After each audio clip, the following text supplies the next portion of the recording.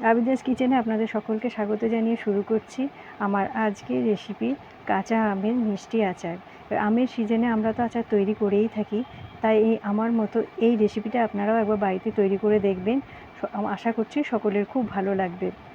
চলুন তাহলে মূল রেসিপিতে যাই।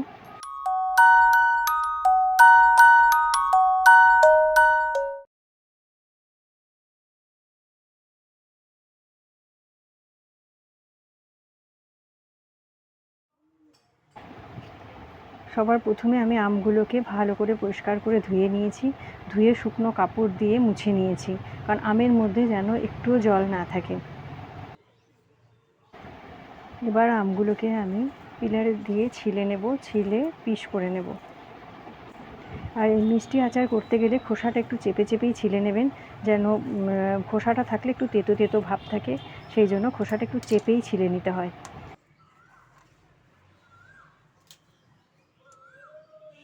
এবার আমি আমটা পিস করে নেব। এবার আমটা পিস করার সময় বোটার দিক থেকে না কেটে সামনের দিক থেকে কাটলে আমটা কাটতে সুবিধে হয়।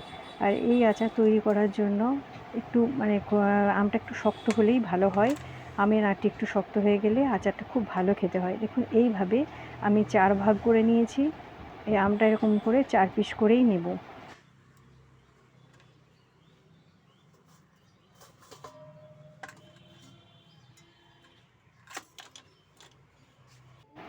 সব আমগুলো এইভাবে আমি 4 ভাগ করে পিস করে নিয়েছি।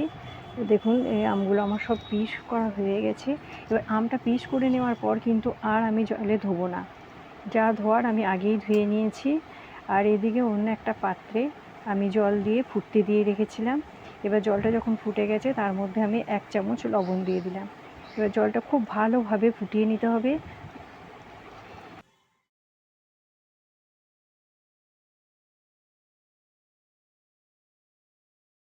যখন জলটা খুব ভালোভাবে ফুটবে দেখে বুঝতে পারছেন, তখন আমি এই কাঁচা আমের পিসগুলো দিয়ে দেব।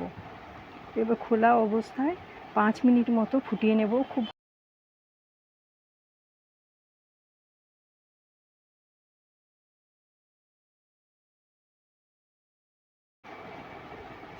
দেখেই বুঝতে পারছেন যে আমটা খুব ভালোভাবে ফুটছে। এবার আমের কালারটাও চেঞ্জ হয়ে গেছে।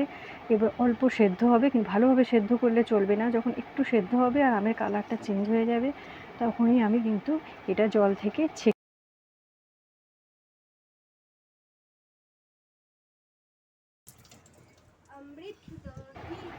এবার আমি একটা স্ট্রেনারের সাহায্যে আমগুলোকে ছেঁকে তুলে নিচ্ছি।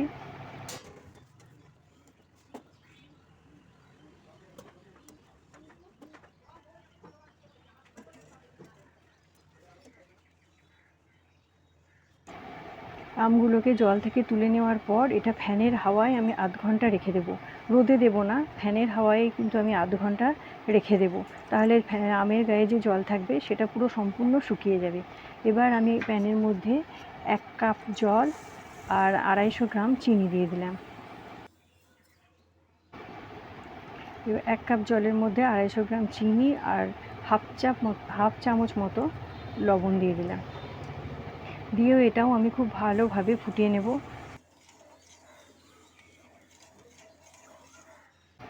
আর এর মধ্যে দিয়ে দেবো 2টো তেজপাতা আর 1 চামচ কালো জিরে।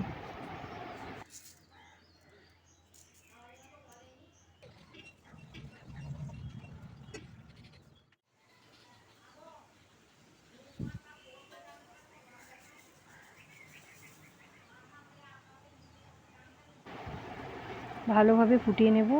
আর এখানে আমি 3টে শুকনো লঙ্কা সরু সরু করে কেটে রেখেছিলাম। বীজটা দেব না, শুধু লঙ্কার ছালটাই দেব। আর ঝাল খেতে চাইলে বীজ সমেত আপনারা দিতে পারেন, আর লঙ্কার পরিমাণটাও বাড়িয়ে দিতে পারেন। আমি সেভাবে ঝাল দিচ্ছি না বলে এখানে আমি 3টে লঙ্কা দিয়েছি। এই লঙ্কা, তেজপাতা, কালো জিরে দিয়ে আবার আমি ভালো করে ফুটিয়ে নেব।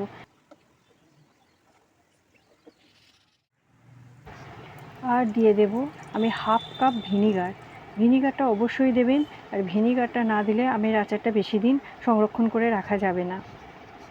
ভিনিগার দিয়ে আবার আমি ভালো করে শিরাটা মিশিয়ে নিলাম।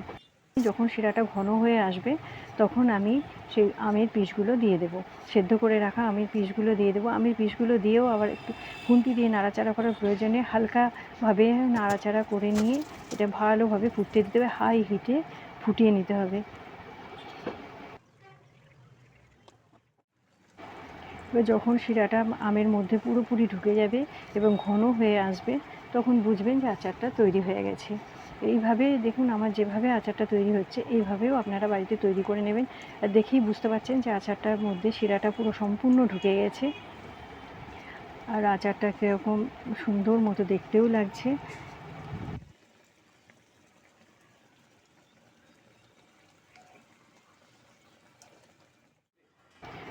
একটু রস থাকবে, সেই অবস্থায় আমি নামিয়ে নেব, কারণ ঠান্ডা হলে ওই রসটা সম্পূর্ণ আমের মধ্যে টেনে নেবে। আর এই কাঁচের বোতলের মধ্যে আগের থেকে আমি বোতলটা ভালো করে ধুয়ে পরিষ্কার করে শুকনো করে রেখেছিলাম। কাঁচের জারটার মধ্যেও যেন কোনো জল না থাকে, জল থাকলেই কিন্তু আচার নষ্ট হয়ে যায়, বেশি দিন সংরক্ষণ করা যায় না। এবার আমি একটা শুকনো কাঁচের জারে আচারটা সম্পূর্ণ তুলে নিচ্ছি। এইভাবে আপনারাও বাড়িতে তৈরি করে নেবেন। এটা খেতে খুবই সুস্বাদু হয়, খুবই ভালো লাগে, সবাই দেখবেন খুব ভালোভাবে খাবে আর এটা অনেক দিন সংরক্ষণ করে রাখা যায়।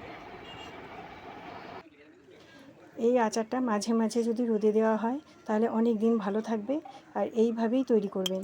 আর আপনারা যারা ভাবছেন যে মিষ্টি আচার তৈরি করব আমি, তাহলে আম শেষ হওয়ার আগে একবার আমার রেসিপিটা দেখে চেষ্টা করে দেখতে পারেন, অবশ্যই ভালো লাগবে। আপনারাও বাড়িতে এইভাবে আচারটা তৈরি করবেন এবং আমাকে কমেন্ট বক্সে কমেন্ট করে অবশ্যই জানাবেন।